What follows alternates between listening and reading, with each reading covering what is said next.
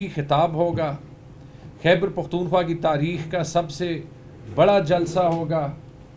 Prime minister Imran Khan جو پاکستان کے 22 کروڑ عوام کے دلوں کے پرائم منسٹر ہیں، ان کا پہلا خطاب ہوگا اتنا تاریخی سٹینڈ لینے کے بعد، اور ہم نے ایک بار پھر دکھانا ہے جیسے پختونخوا نے اور پورے پاکستان نے اور پاکستانیوں نے پوری دنیا میں دکھایا کہ ہم خود سے جائیں گے، خان صاحب کے لیے، پاکستان کے لیے، اپنے لیے۔ اور پھر پختونخوا نے کل اسمبلی میں دکھایا کہ پختونخوا میں نیا پاکستان ہے، پرانا پاکستان ہوگا تو کہیں اور ہوگا، اور انشاءاللہ زیادہ ٹائم کے لیے نہیں ہوگا۔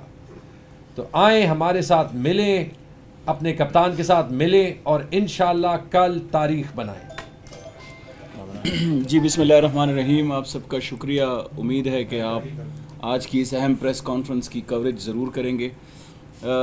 کل بروز بدھ وزیر اعظم صاحب جو ہمارے ابھی بھی وزیر اعظم ہیں، ہم سمجھتے ہیں کہ انہیں بیرونی سازش کے تحت انہیں ہٹایا گیا ہے، اور وہ ابھی بھی منتخب وزیر اعظم ہے۔ ان کے ساتھ جو سازش رچی گئی ان کے خلاف، وہ پوری پاکستانی قوم کے سامنے ہے، غیرت مند پاکستانی قوم جو خوددار قوم ہے ان کے سامنے ہے سب کچھ۔ جو بیرونی سازش، جو فوراً انویژن آپ سمجھ لیں کہ جو پاکستان کی خود مختاری کے خلاف ایک سازش رچائی گئی، اس کے خلاف وزیر اعظم صاحب ڈٹ کر کھڑے ہیں۔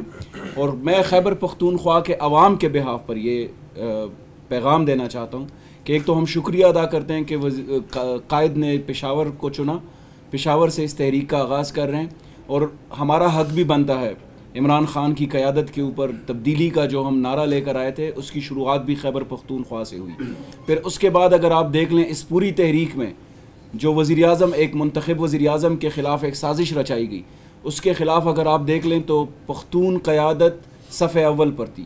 اگر آپ پرویز خٹک صاحب کو دیکھ لیں، اسد کیسر صاحب کو دیکھ لیں، قاسم سوری صاحب کو دیکھ لیں، علی محمد خان صاحب کو دیکھ لیں، جتنی بھی پختون قیادت تھی وہ وزیر اعظم کے شانہ بشانہ آخری دم تک کڑی رہی اور آخری دم تک لڑتی رہی۔